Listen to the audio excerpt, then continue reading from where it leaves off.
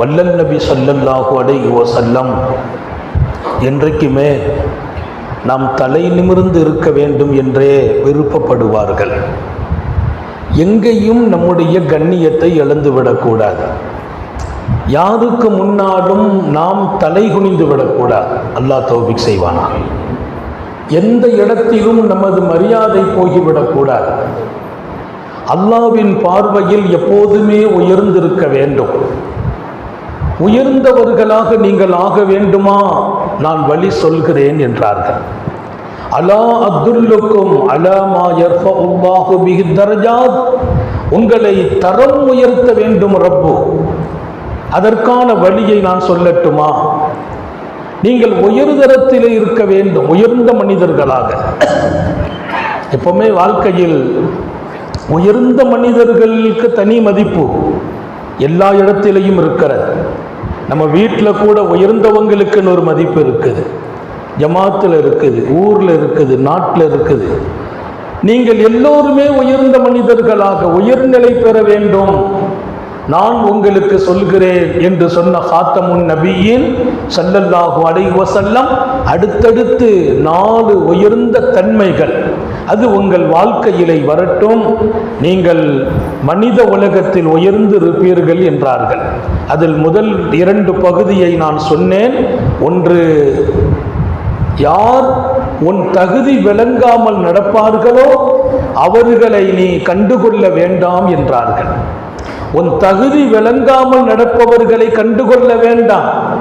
அவங்கள மேல கோபப்படுறது, அவங்கள வருத்தப்படுறது, இப்படி நடத்திட்டாங்களே நம்மை என்று நீ எந்த வகையிலும் அதை சஞ்சலமாக எடுக்க வேண்டாம்.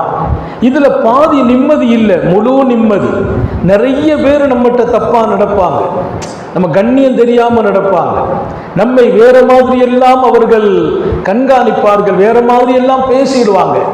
நாம என்ன பண்ணணும்? பதிலே செய்யக்கூடாது, கண்டுகிடவே கூடாது. நம்ம தகுதி அவங்களுக்கு விலங்கல்ல, அவ்வளவுதான். உன் தகுதி அறியாதவர்களிடத்தில் தஹலும், நீ அமைதியா போயிடுப்பா, சைப்புத்தன்மையா இரு என்றார்கள் ஸல்லல்லாஹு அலைஹி வஸல்லம். இது சார்ந்து நான் முந்தைய தினம் விளக்கம் தந்திருக்கிறேன். 2வது பகுதியை சொன்னாங்க, மன்னிக்கிற வாழ்க்கை வச்சுக்கான்னா. உலகத்தில் மன்னிக்கிற தன்மையை மட்டும் நீ இழந்து விடாதே. உன் இமேஜ் கூடும், உன் மதிப்பு கூடும். அவங்க எப்படி நடந்துட்டு போறாங்க, நீ மன்னிக்கணும். பாதிக்கப்படும் போது, அநீதி இழைக்கப்படுற போது, நமக்கு துரோகம் செய்கிறவங்களை, நம்ம இடத்துல தப்பா நடக்கிறவங்களை, நமக்கு கஷ்டம் கொடுக்கிறவங்களை மன்னிச்சிடு. அவங்க கஷ்டம் கொடுக்கும் போது நம்ம அதுக்கு பல்லு கட்டும் போது நாம அதுக்கு பகரம் கொடுக்க நினைக்கும் போது உணர்ச்சி வசப்படுறோம், வேகப்படுறோம், கோபப்படுறோம். பாதிப்பு உடலுக்கும் உயிருக்கும். ஒருத்தர் நமக்கு துரோகம் செய்யறாங்கன்னா நான் வேகம் தான் எனக்கு வரும்.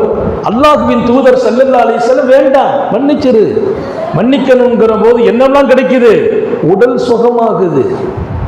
ஒருத்தர் நமக்கு அநியாயம் பண்றாரு, நம்ம இடத்துல தப்பா நடக்கிறார், துரோகம் செய்கிறார், மோசடி செய்கிறார், ஏமாற்றி விட்டார், உணர்ச்சி வசம், வேகம் வரும், கோபம் வரும், நரம்பெல்லாம் அப்படியே கொதிம்பி போய் நிற்கும். இதுல பல பேருக்கு அட்டாக் வந்துருது, பிரஷர் கூடிருது. வேண்டாம், உன்ட துரோகமா நடக்கிறானா போ, அவனை மன்னிச்சிரு, நீ உயருவாய், அந்தஸ்து உயரும். மன்னிக்கிறதுங்கிறது ஒரு அழகுன்னாங்க. மன்னிக்கிறது ஒரு அழகு, அது எல்லாருக்கும் கிடைக்கணும் இல்லை. அல்லாஹ் தௌஃபீக் செய்வானா. சங்கை மிக்கவர்களே, ஹஜ்ஜாஜ் இப்னு யூசுப் அவர் தப்பான ஆள், கொடுங்கோலனாக ஆட்சி செய்தவர் தான். அதிகாரம் கையில் இருந்துச்சு, எதுவும் செய்யலாம். அவங்க என்ன செய்தாலும் யாரும் கேட்க முடியாது. அவங்க பேர்ல வெளிநடப்பு செய்த ஒரு கூட்டம், மன்னரை எதிர்த்து வெளிநடப்பு செய்தவங்க கொண்டு நிறுத்தப்பட்டாங்க கைதிகளாக. எல்லாத்தையும் பிடிச்சிட்டு வந்துட்டாங்க. எல்லாருக்கும் அவர் தண்டனை உடனே அறிவிச்சார். எல்லாரையும் தூக்கு தண்டனைன்றார். அவங்க முன்னாலேயே ஒவ்வொருத்தங்களும் அப்படி தண்டிக்கப்படுறாங்க. மகரிபுடைய பாங்கு சொல்லிட்டாங்க. மகரிபுடைய பாங்கு சொல்ற போது ஒருத்தர் மட்டும் பாக்கி. பாங்கு சொன்னோன்னு நிப்பாட்டிடுவார். சில பேருக்கு அது அதிர்ஷ்டம். பாங்கு சொன்னோன்னு நிறுத்தினார், ஒருத்தர் மிச்சமாயிட்டார். அந்த ஒருவரை குதைபத்துல் பாஹிலி அவங்கள்ட்ட கூப்பிட்டு சொன்னாங்க, இவரை உங்கூட வச்சுக்க, நைட் ஆகி போச்சு, இனிமே நம்ம தண்டனை கொடுக்க வேண்டாம், காலையில் கூப்பிட்டோ பார்த்துக்கிடுவோண்டா. ஹயாத்து கூட ஒரு 10 மணி நேரம் கிடைக்குது இல்லை, நாளை காலையில் தண்டனை கொடுத்தாலும் மக்ரிப் டு சுபு வரைக்கும் ஒரு ஹயாத்து கிடைக்குது. பெருமானார் ஸல்லல்லாஹு அலைஹி சொல்லுவாங்க, ஒரு நிமிஷம் உனக்கு ஹயாத்து கிடைச்சா நீ பெரிய பாக்கியசாலி.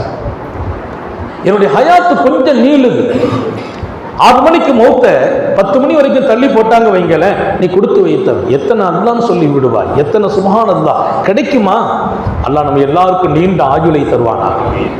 ஹயாத்து எவ்வளவு பாக்கியம், இருக்கும்போது உணர்றதே இல்லை, படுக்கையில் கிடந்து உணர்றார், ரப்பே கொஞ்சம் வாய்ப்பு கூட, கொஞ்சம் ஊருக்கு அனுப்பு, நான் போய் சரியாகி வந்துடுறேன். மனுஷன் சொல்லுவாங்க, நான் அல்லாஹ். மனிதன் சொல்வான், எப்போது? படுக்கையில் விழும்போது சொல்வான், சக்கராத்து நெருங்கும் போது எனக்கு ஒரு வாய்ப்பை கொடு, லவ் அன்னலி கர்ரத்தன், ஒரு சந்தர்ப்பம் மாத்திரம் நீ தந்தால் நான் ஊருக்கு போய் எல்லாத்தையும் சரி செய்துட்டு வந்துடுவேன்.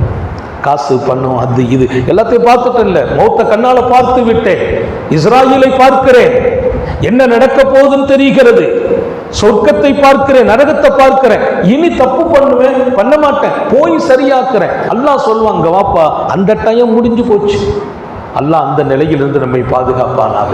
துடிப்பான் மனிதன், மரணத்தை பார்த்து துடிப்பான், இஸ்ராயீலை பார்த்து துடிப்பான், சொர்க்கத்தையும் நரகத்தையும் பார்த்து துடிப்பான். இத்தனை பெரிய வாழ்க்கையா, ஆஹா தப்பு பண்ணி விட்டோமே என்று உணருவான். நான் சரியா இருக்க வேண்டுமே, அந்த டைம் காலம் கடந்து போச்சு. நான் உங்களுக்கெல்லாம் சொல்வேன், இருக்கிற காலம் பொற்காலம், வாழ்க்கையை எங்கோ அழித்து விடாதீர்கள். பாவங்களில் தவறுகளில் குற்றங்களில் அழித்துவிட்டு துடிக்கும் நேரம் மதிப்பில்லாத நேரம். இப்ப மதிப்பு. ஹஜ்ஜாஜ் இப்னு யூசுப் சொன்னார், இவரை கூட்டு போய் ராத்திரி படுக்க வச்சு காலையில் கூட்டு வாண்டார் குதைபத்துல் பாஹிலி இடத்துல. அவருக்கு சந்தோஷம், அந்த குற்றவாளியாக நிறுத்தப்பட்டு அவ்வளோ பேரும் கண் முன்னாலேயே கொல்லப்பட்டிருக்கிறாங்க. சரிண்டா கூப்பிட்டு வர்றாங்க. கூப்பிட்டு வீட்டுக்கு வரும்போது நைட்டு பாதுகாத்து காலையில் கொண்டு வரணும். வரும்போது அவர் சொன்னார், குதைபா உங்களுக்கு தெரியுமா, நான் உண்மையிலே குற்றவாளி இல்லை, குற்றவாளி லிஸ்ட்டில் என்னையும் சேர்த்துட்டாங்க, நான் குற்றவாளி இல்லை, பிடிச்சிட்டு வரும்போது என்னையும் சேர்த்து பிடிச்சிட்டு போயிட்டாங்க, என்னை சேர்த்துட்டாங்க. ஆனால் என்ன நம்பி நிறைய பேர் அமானிதம் தந்து வச்சிருக்கிறாங்க. கொஞ்சம் நல்ல கவனிக்க, வரலாறுங்கிறது நம்முடைய பாடம், நம்ம வாழ்க்கையினுடைய திருப்பு முனை. இல்லைன்னா சும்மா நேரத்தை பாஸ் பண்றதுக்கு இல்லை வரலாறுங்க சொல்றது, நாம் பாடம் பெற வேண்டும். அவர் சொல்றார், நான் குற்றவாளி இல்லை, என்னை பிடிச்சிட்டு போயிட்டாங்க, அவங்களோட சேர்த்து கொண்டு போயிட்டாங்க. இப்போ வேற ஒன்றும் இல்லை, நான் ஊர்ல நல்ல மனுஷன், என்னை நம்பி நிறைய பேர் அமானிதம் தந்து வச்சிருக்கிறாங்க, என்னை நம்பி அமானிதம், என்னை கொண்டு நிறுத்தின உடனே பயம் வந்துச்சு. ஹஜ்ஜாஜ் இப்னு யூசுப்ட்ட வீட்டுக்கு போயிட்டு வரான்லாம் விட மாட்டாங்க, அவர்கிட்ட பேசவே முடியாது, தண்டனை நிறைவேற்றக்கூடிய கட்டம். என் மனசுல ஒரு பயம் இருந்துச்சு, அமானிதம் அப்படி இருக்குது, என் மனைவிட்ட கூட சொல்லல, பிள்ளைங்கிட்ட சொல்லல, எங்கெங்க வச்சிருக்கேன், அதெல்லாம் மக்கள் தந்த அமானிதம். சில பேர் நகையை தந்திருக்கிறாங்க, சில பேர் காசை தந்திருக்கிறாங்க, அந்த அமானிதம் எல்லாம் போய் சேராம நான் மௌத்தாயிடக்கூடாதுன்னு கவலைப்பட்டேன். அல்லாஹ் எனக்கு ஒரு வாய்ப்பை கொடுத்துருக்கான், உங்கள்கிட்ட நான் கேட்குறேன், என்னை கொஞ்சம் விடுங்க, வீட்டுக்கு போய் நான் எல்லாம் சரி பண்ணி அமானிதங்களை நான் மக்கள்கிட்ட, என் வீட்டில் மனைவி மக்கள்கிட்ட சொல்லிட்டு நான் வந்துடுறேன்ட்டு. இவர் சிரிச்சார், குதைபா நான் உன்னை நம்பி விடுறது, விட்டேன்னா நீ எங்கே மௌத்தாகுவாயோ அங்கே நான் மௌத்தாயிடுவேன். ஹஜ்ஜாஜ் இப்னு யூசுப்ட்ட நான் பேச முடியாது. மனசில் சிரிச்சார், சிரிச்சிட்டு பதிலே சொல்லலை, போயிட்டே இருக்கிறார்.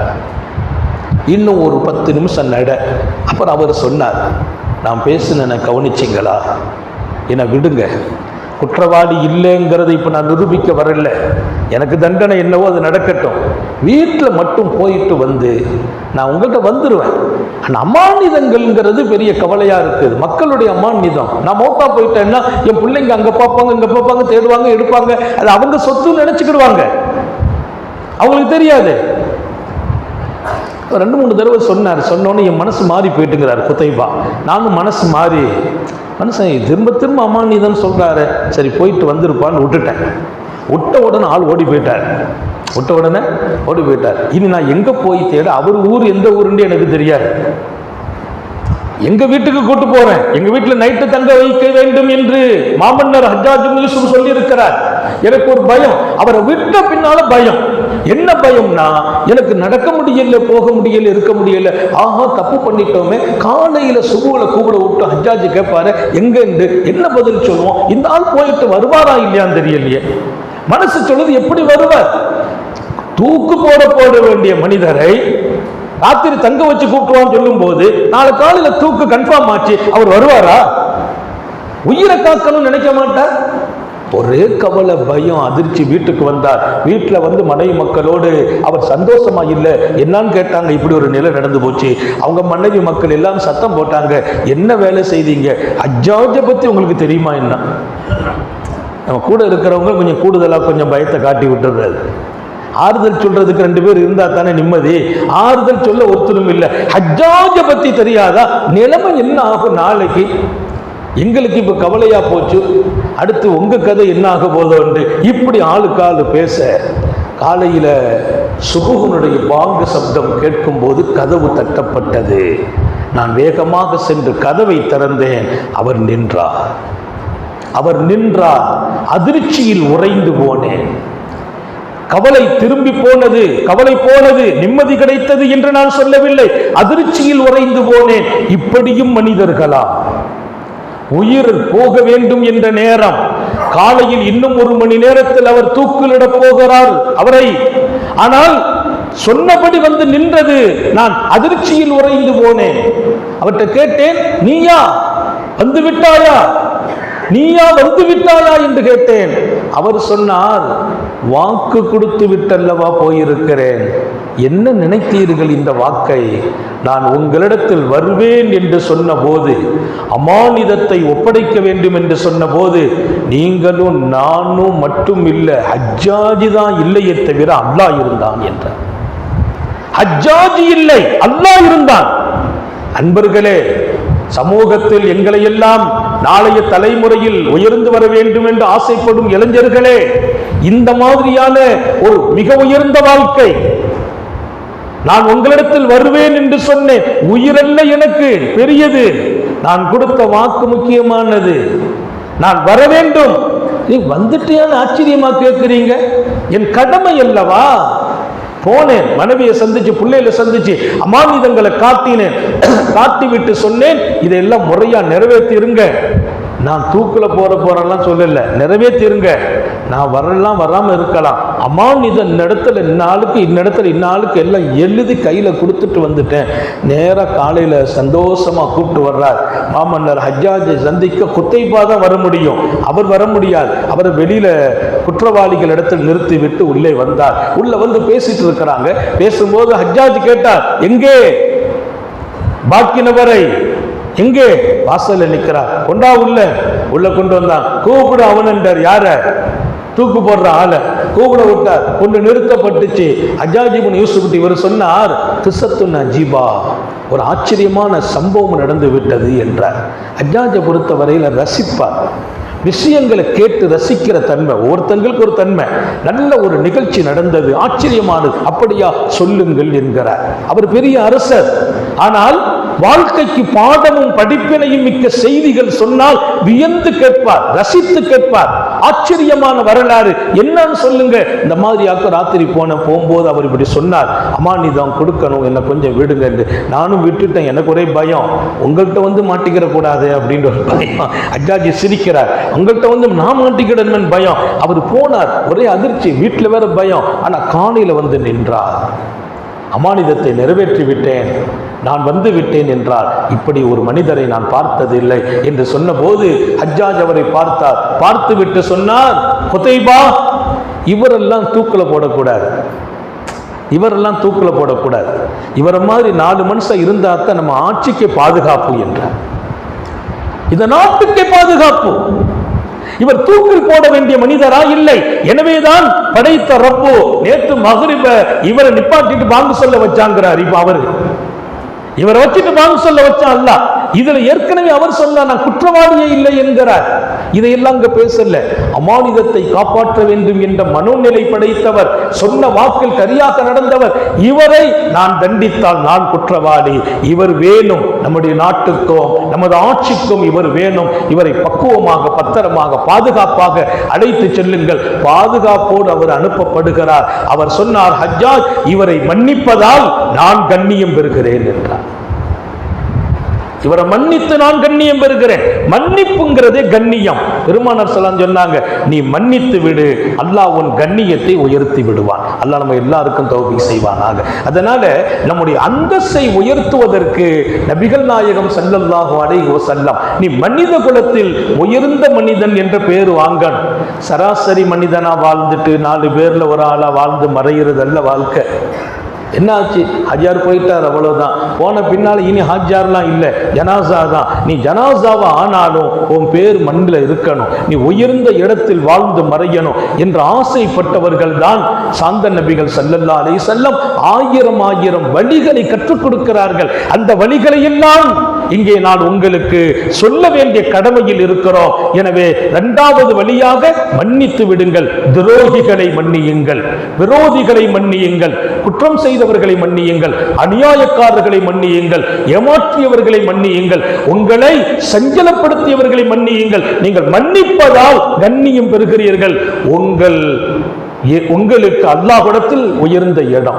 நீங்கள் மனித உலகத்தில் தரஜா உயர்ந்தவங்க. ரெண்டையுமே நேற்று சொன்னது. ஆனா இன்றைக்கும் நீங்கள் புரியணும். புதிய கோணத்தில் நான் விளக்கினேன். 3வது சொன்னாங்க, துஅத்தி மன் ஹர்ரமக், உனக்கு கொடுக்க தடுத்தவனுக்கு நீ கொடுன்னா. சுப்ஹானல்லாஹ். உனக்கு கொடுக்க தடுத்தான், உனக்கு பதவி கொடுக்க கூடாதுன்னு இருந்தான், உனக்கு கண்ணியம் கொடுக்க கூடாது, உனக்கு அந்தஸ்தை கொடுக்க கூடாது, உனக்கு காசை கொடுக்க கூடாது, உனக்கு இந்த எந்த உரிமையும் கொடுக்க கூடாது என்று தடுத்தார்களா இல்லையா? அவர்களுக்கு நீ கொடு. உனக்கு தடுத்தவர்களுக்கு நீ கொடு. நீ தான் உயர்ந்தவன். மனித உலகத்தில் உனக்கென்று ஒரு உயர்வு நிலை அல்லாஹ்வே கொடுத்துருவான். தடுத்தவங்களுக்கு கொடுக்க மனசா வரும்? கெஞ்சணும், உனக்கு தரமாட்டேன்னா கெஞ்சணும். எந்த உரிமை உனக்கு இல்லைன்னு சொன்னா, நான் கெஞ்ச இல்லை என்று சொன்னாலே அவன் கெஞ்சுவான், நீ கொடு. அவன் கேட்பான், நீ கொடு. தடுத்தவனுக்கு கொடு. காபத்துல்லாவுடைய சாவியை கேட்டு அனுப்புறாங்க ஸல்லல்லாஹு அலைஹி வஸல்லம், கொடுக்க மறுக்கிறார். காபாவின் சாவிக்கு சொந்தக்காரர் முஹம்மது ரசூலுல்லாஹ், யாரு வந்தால் நான் கொடுக்க மாட்டேன் என்றார். ஆனால் அந்த சாவி அவர் கொடுக்க மறுக்க இன்னொரு காலம் வந்தது. ரசூல் ஸல்லல்லாஹு அலைஹி வஸல்லம் காபாவின் முடிசூடா மன்னராக ஆனபோது சாந்த நபிகள் ஸல்லல்லாஹு அலைஹி வஸல்லத்தின் கையில் சாவி வருகிறது. ஏன்? இன்றைக்கு காபாவின் நிர்வாகியாக நபிகள் நாயகம், மக்காவின் தலைவராக நபிகள் நாயகம் தேர்ந்தெடுக்கப்பட்டிருக்கிறார்கள். மொத்த மக்களால் உத்தம நபிகள் அங்கீகரிக்கப்பட்டிருக்கிறார்கள். இப்போது வல்லல் நபிகள் சாவியை கொடுக்க வேண்டும். அவரை கொண்டு வாருங்கள். யாரை நாயகமே? அந்த உஸ்மான் இப்னு தல்ஹாவை கொண்டு வாருங்கள். அன்றைக்கு தர மறுத்தவர் அல்லவா, அவர்தான் இங்கே வர வேண்டும். அவரை கொண்டு வந்து சாவியை அவருடைய கையில் கொடுத்தாங்க. ஹாக்க ஹாலிதத்தன் காலிதா, இந்த சாவி உஸ்மான் உங்கள் கையில் இருக்க வேண்டும். எப்போது? கியாமத் வரைக்கும் உங்கள் கையில் இருக்க வேண்டும். உங்களிடத்தில் இந்த சாவியை எடுப்பவன் அவன் அக்கிரமக்காரன் என்றார்கள் ஸல்லல்லாஹு அலைஹி வஸல்லம். யாருக்கு? அல்லாஹ்வின் தூதர் ஸல்லல்லாஹு அலைஹி வஸல்லம் அவர்கள் காபாவுள்ளே போக வேண்டும் என்று கேட்டபோது மறுக்கிறார். அவரிடத்தில் அதிகாரம் இருந்தது, நிர்வாகம் இருந்தது, ஆட்சி இருந்தது. அவர் மறுத்தார். எம்பெருமான் இன்றைக்கு ஆட்சி நிர்வாகம் நபியின் கையில். அவரை கூப்பிட்டு, மறுத்தாயா? இன்றைக்கு எங்கள் கையில் சாவி, என்ன செய்வாய்? கேட்கல. இன்றைக்கும் சாவி உங்கள் கையில், நீங்கள் தர மறுத்தவராச்சே என்று சொன்னபோது அவரிடத்திலேயே நான் கொடுப்பேன் என்றார்கள். துஅத்தி மன் ஹர்ரமக், உனக்கு தடுத்தவருக்கு நீ கொடு. அது ஒரு எவ்வளவு பெரிய வாழ்க்கை! அந்த வாழ்க்கையெல்லாம் மனித உலகத்தில் வந்தால் நாம எவ்வளவு பெரிய மனிதர்கள், பெரிய மனிதனாக நம்ம மாறணும். இன்னுமே சின்ன சின்ன விஷயத்துக்கு குத்தம் பிடிச்சிக்கிட்டு, குறை கண்டுபிடிச்சிட்டு, எடுத்ததுக்கெல்லாம் கோபப்பட்டு நிறைய பேர் தங்களுடைய தரத்தை இறக்கிறாங்க. எப்போ? சின்ன சின்ன விஷயத்திலையும் சொல்லுன்னு கோவப்படுறது, வேகப்படுறது, அதை தப்புன்னு தூக்கி நோட்டுறது, இதுவெல்லாம் நீ தரம் இல்லாதவன் என்ற அடையாளத்தை இன்னுமா வைத்துக் கொண்டு வாழப் போகிறீர்கள்? நம்ம ஊரில் சொல்லுவாங்க, சொனக்குத்தம் புனக்குத்தம் பிடிக்கக்கூடாது. நம்ம ஊர் பாசம் அது. எதுக்கெடுத்தாலும் குத்தம் பிடிக்கிறது, குறை பிடிக்கிறது. நிறைய வீட்டில் மாமிமார்கள்ட்ட அந்த பழக்கம் இருக்கும். மருமக என்ன செய்தாலும் குத்தமாத்தம் பார்க்கறது. மாமியை ருசியாக சாப்பிட வைக்கணும்னு கொஞ்சம் டேஸ்ட்டாக உப்பை போட்டு கொடுத்துட்டா, உப்பை போட்டு குத்தி வச்சிருக்க என்னை மௌத்தாக்குறதுக்கான்னு கேட்பாங்க. கொஞ்சம் உப்பை குறைச்சி இன்னைக்கு நல்லா இருக்கட்டும்னு கொடுத்தா, சாப்பிடக்கூடாதுன்னு குப்பையில் போடணும்னா உப்பை குறைச்சி கொண்டு வந்திருக்கேன்னு கேட்பான். மாமிமார்களுக்கு உயர்ந்த பல சிஃபத்துகள். மருமகள் இடத்துல குறை காணுவது மட்டுமே பல பேர்களின் வேலை. மருமகள் என்ன செய்தாலும் தவறு கண்டுபிடிக்கிற மாமிகள். அல்லாஹ்வை பயந்து கொள்ள வேண்டும் என்று கேட்டுக்கொள்கிறேன். சின்ன வயசு பிள்ளைங்க வாழ்வதற்காக வந்திருக்கிறார்கள், சந்தோஷத்தை எதிர்பார்த்து வந்திருக்கிறார்கள், மகிழ்ச்சியை உங்களிடத்தில் விரும்புகிறார்கள், எப்படியாவது உங்களின் அன்பை பெற வேண்டும் என்று விழுந்து விழுந்து வேலை செய்கிறார்கள். நீங்கள் குறை காணுவதும் குற்றம் பிடிப்பதும், எப்படியாவது அந்த பிள்ளைகளின் கண்ணியத்தை குறைப்பதும் இதுவே நோக்கமாக்குவீர்களே, ஆனால் எங்க நம்ம உயர முடியும்? தடுத்தவர்களுக்கு கொடு. சாந்த நபிகள் துஅதி மன் ஹர்ரம, உனக்கு கொடுக்க மாட்டேன்னு சொன்னார், அவருக்கு கொடுக்கணும். நான் ரொம்ப ஆச்சரியப்பட்டேன். சுமாமா கைதியா பிடிபட்டார். யமாமாவினுடைய பேரரசர் கைதியா பிடிபட்டார். காபாவில் கட்டப்பட்டு விடுதலை செய்யப்பட்டார். அவர் சொன்னார், நான் காபாவுக்கு, அவர் மதீனாவில் ரசூல் ஸல்லல்லாஹு அலைஹி வஸல்லத்திட்ட மஸ்ஜித் நபவியில கட்டப்பட்டு விடுதலை செய்யப்படுகிறார். அவர் சொன்னார், நானே உம்ரா போகணும், தயாராக இருக்கும்போது தான் உங்கள் இராணுவம் என்னை பிடிச்சிட்டாங்க, இப்போ நான் உம்ரா செய்யவான்னு கேட்டான். போப்பா செய்துட்டு வாண்டா. அவர் உம்ரா செய்ய வந்தார். அவர் இப்போ செய்கிறது எப்படி இருக்கும்னா ஈமானுடைய முறைப்படி செய்கிறார். அவர் ஏற்கனவே செய்ய போறது, அன்னைக்கு அவர் இஸ்லாத்துக்கு வரல, இன்னைக்கு கைதியா இருந்தவரை ரசூல் விடுவிக்கிறாங்க. அவர் கலிமா சொன்னார், ஈமானுக்கு வந்தார், அங்க போய் உம்ராவுக்கு போறார், ஈமானுடைய முறையில செய்தார். இதை பார்த்து அரபுகள் கேலி பண்ணாங்க. மக்காவாசிகள் கேலி பண்ணாங்க, என்ன நீ மதம் மாறிட்டியா, அப்படி ஆக்கு இப்படி ஆக்குன்னு கேலி பண்ணிட்டாங்க. கேலி பண்ண உடனே அவருக்கு கொஞ்சம் கோபம் வந்துச்சு. அவர் சொன்னார், எல்லாத்தையும் நிப்பாட்டிச்சுங்க, வா, என்ன கேலி பண்ற, நான் முஹம்மது ரசூலுல்லாஹி ஸல்லல்லாஹு அலைஹி வஸல்லத்துடைய கொள்கைக்கு பின்னால் நிற்கிறேன், இனி முஹம்மது ரசூலுல்லாஹ்வே எல்லாம் என்று சொல்லிவிட்டு விடைபெறும் போது சொன்னார், யமாமாவுடைய அதிபர் நானே, யமாமாவில் இருந்து தான் மக்காவுக்கு தானியங்கள் வருது, அதையெல்லாம் மறந்து என்னையே கேலி பண்ணல, இனி ஒரு தானியம் யமாமாவிலிருந்து மக்காவுக்கு வராதுன்ற. முதல்ல இங்கு வரக்கூடிய வர்த்தகத்தில் உணவை நிறுத்தி விடுவேன்னு சொல்லிட்டு போயிட்டார். இங்க போன பின்னால கடிதம் எழுதுறாங்க, தூதர் அனுப்புனாங்க. அவர் சொன்னார், ஒன்றும் நடக்காது, நீ கேலி செய்தில்ல, ஒன்றும் இல்லை, உனக்கு உணவு இல்லைன்றார். 2-3 தடவை கடிதம் தூதர் வந்தபோது அவர் சொன்னார், இனி எங்கிட்ட பேசாது, இமாமாவுடைய அதிபருடைய போஸ்ட்ல நான் இருக்கிறேன், நிர்வாகம் பூரா முகமது ரசூலுல்லாஹ், அவங்க உத்தரவு போட்டா தான் எல்லாம் நடக்கும். ஆடி போயிட்டாங்க. என்ன பேசுறார் இவர், எல்லாமே முஹம்மது ரசூலுல்லாஹ், அங்க போ முஹம்மது ரசூலுல்லாஹ் கடிதம் எழுதுறாங்க. எப்படி அந்த வார்த்தை நான் ரொம்ப வியந்து போனேன். தாங்கள் லத்தசிலு ரஹம், உறவுகளை சேர்ந்து வாழ்கிறீர்கள், உறவுகளை ஆதரிக்க சொன்னவர்கள், இதோ உங்கள் உறவுகள் நாங்கள் பசியும் பட்டினியுமாக வாடுகிறோம், யமாமாவினுடைய உணவு தானியம் நிறுத்தப்பட்டு இருக்கிறது, தாங்கள் எங்களுக்கு உத்தரவிட்டு கொண்டு தர வேண்டும் என்று எழுதினாங்க. யாரு? உறவுகளை சேர்ந்து வாழ்கிறீர்கள், நாங்கள் எல்லாம் உங்கள் உறவுகள். இந்த வார்த்தை நபியை ஊரை விட்டு வெளியே அனுப்ப முனைந்த போது எங்கே போனது? மக்காவில் இருந்து ரசூல் வெளியேற்றப்படக்கூடிய காலம், பெருமானார் வெளியில போகிற அளவுக்கு நிர்பந்தம். அப்போது எங்கே போனது உறவு என்பது? அன்றைக்கெல்லாம் இல்லாத அந்த உறவா? நாங்கள் உங்கள் உறவினர்கள் என்று எழுதினார்கள். கடித ரசூலுக்கு வந்துச்சு, படிச்சாங்க. பெருமானார் சந்தோஷப்படணுமே, அன்னைக்கு எனக்கு தரமாட்டேன்னு சொன்னீங்களே, மூமின்களுக்கு ஒண்ணுமே இல்லைன்னு ஊரை விட்டு விரட்டுவதற்கு காரணமா இருந்தீர்களே, பெருமானார் ஸல்லல்லாஹு அலைஹி வஸல்லம் அவர்களுடைய குடும்பத்தையே கொண்டு போய் ஷோபை அபீ தாலிப் கணவாயில கொண்டு உட்கார வச்சுட்டாங்க. பெருமானாரையும் பெருமானாரின் குடும்பத்தையும். எங்கே? மக்காவுக்கு வெளியே 3 கிலோமீட்டர் அவுட்டர்ல கொண்டு உட்கார வச்சு அவங்களுக்கு சாப்பாடு கொடுக்க கூடாது, தண்ணி அனுப்பக்கூடாது, எந்த உணவு தானியங்களும் போகக்கூடாது, யாரும் அவங்களோடு போய் சந்திக்க கூடாது. இங்கிருந்து ஏதேனும் அங்கே சென்றாலோ, அங்கிருந்து யாராவது உங்களை சந்திக்க வந்தாலோ நடவடிக்கை என்று காபாவில் எழுதி போட்டீங்களே. அதற்கு ரசூலுக்கு இப்போ ஒரு வாய்ப்பு. அன்னைக்கு என்ன ஊரை விட்டு வெளியில் அனுப்பி எல்லாத்தையும் நிறுத்தி குழந்தைகள் எல்லாம் இலைதலைகளை சாப்பிட்டார்கள். பழி வாங்குற வாய்ப்பு.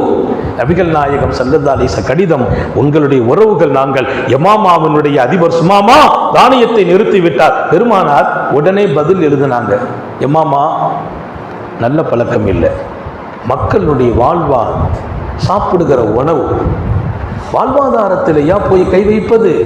அவர்கள் யார்? நம்முடைய சகோதரர்கள். அனுப்புங்கள் உணவை. யா ரசூலல்லாஹ், தாங்கள் உத்தரவிட்டால் அனுப்புகிறேன். உணவு அனுப்பி வச்சாங்க ஸல்லல்லாஹு அலைஹி வஸல்லம். யாருக்கு? தடுத்தவர்களுக்கு, கொடுக்க மறுத்தவர்களுக்கு. ஊரை விட்டு வெளியே நபியையும் நபியின் குடும்பத்தையும் உட்கார வைத்து இலைதலைகளை ரசூல் சாப்பிடுகிறார்கள். இங்கிருந்து உணவும் தண்ணியும் இல்லை என்று அறிவிப்பு செய்கிறார்கள். அத்தனை பெரிய உள்ளம், அத்தனை கீழ் நிலையில் இருந்தவர்களுக்கு இத்தனை பெரிய உள்ளம் ரசூல் ஸல்லல்லாஹு அலைஹி வஸல்லம் அவர்களுக்கு அனுப்புங்கள் உணவை. உணவு வந்து இறங்குச்சு. அவர் கடிதம் எழுதினார், யமாமாவுடைய அதிபர் முஹம்மது ரசூலுல்லாஹ் அனுப்ப சொன்னதால் அனுப்புகிறேன். இதுல இன்னொரு விஷயம் என்னன்னா, பெருமானார் வெறும் அட்வைஸ் பண்ணிட்டே போறது இல்லை. உயர்ந்த தர்ஜாவுக்கு இத்தனை, நீ உயர்வதற்கு இத்தனை, நீ பெரிய ஆளாகுவதற்கு என்ன, அப்படி எல்லாம் பாடம் மட்டும் நடத்தல, வாழ்ந்து காட்டியவர்கள். கொடுத்தவர் தடுத்தவர்களுக்கு கொடு என்றது வாழ்க்கை. கொடுத்தார்கள் சாவியை. உஸ்மான் இப்னு தல்ஹா இடத்தில் தடுத்திருக்கிறார் அவர்.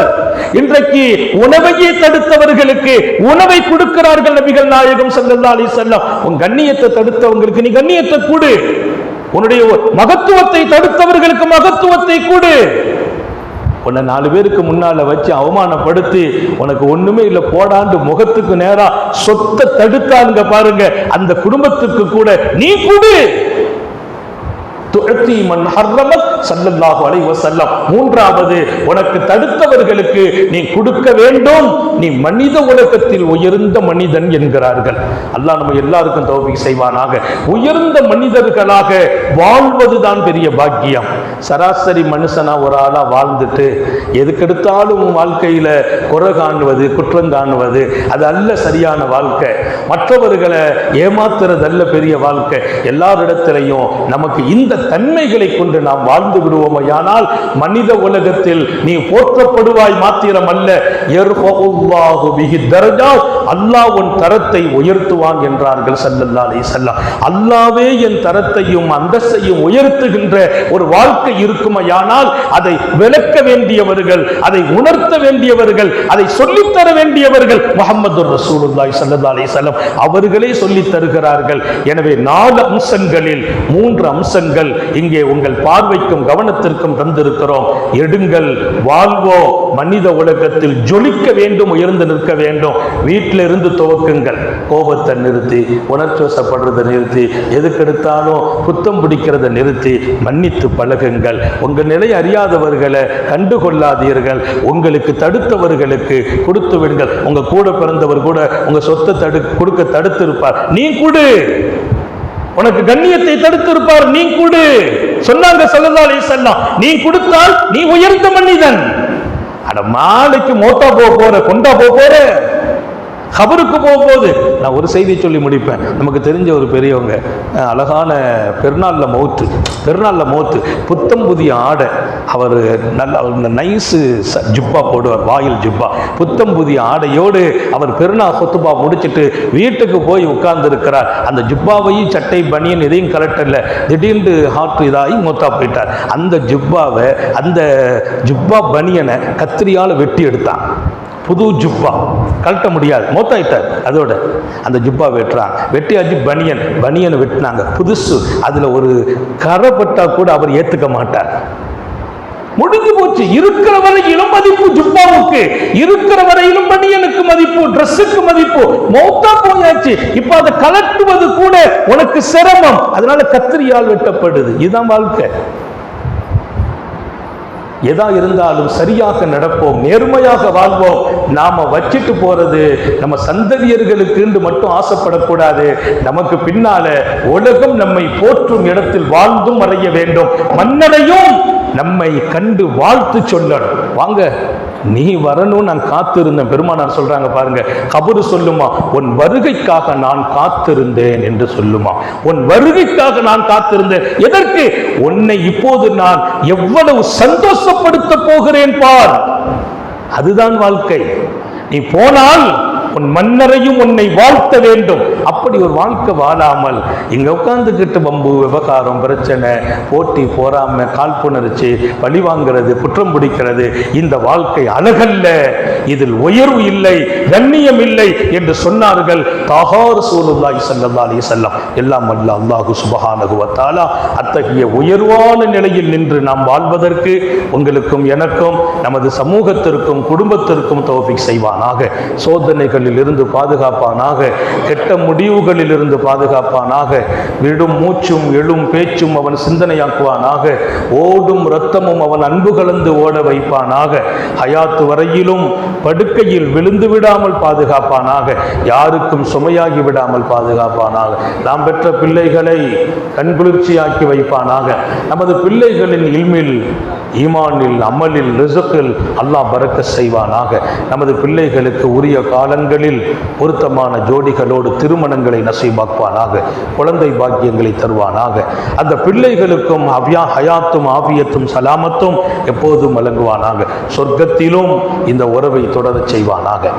நீண்ட நெடிய நாட்கள் நோய் நொடிகள் இல்லாமல் உடல் ஆரோக்கியத்தோடு மன நிறைவோடு இன்பத்தோடு அல்லாஹுவை நின்று வணங்கி வழிபட்டு வாழும் நசீபையும் பாக்கியத்தையும் எல்லாம் வல்ல அல்லாஹ் உங்களுக்கும் எனக்கும், நம்மை ஈன்றெடுத்த தாய் தந்தையர்களுக்கும், நமது மனைவி, மக்கள், உற்றார், உறவினர் யாவருக்கும் கொடுத்து அருள் புரிவானாக.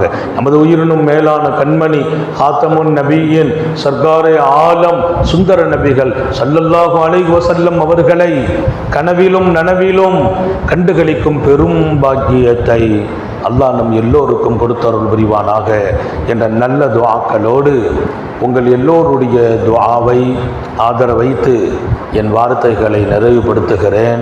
வாஹிரு தஅவானா அல்ஹம்துலில்லாஹி ரப்பில் ஆலமீன். அஸ்ஸலாமு அலைக்கும் வரஹ்மத்துல்லாஹி வபரகாத்துஹு. ஸல்லல்லாஹு அலா முஹம்மத் ஸல்லல்லாஹு அலைஹி வஸல்லம். ஸல்லல்லாஹு அலா முஹம்மத் ஸல்லல்லாஹு அலைஹி வஸல்லம்.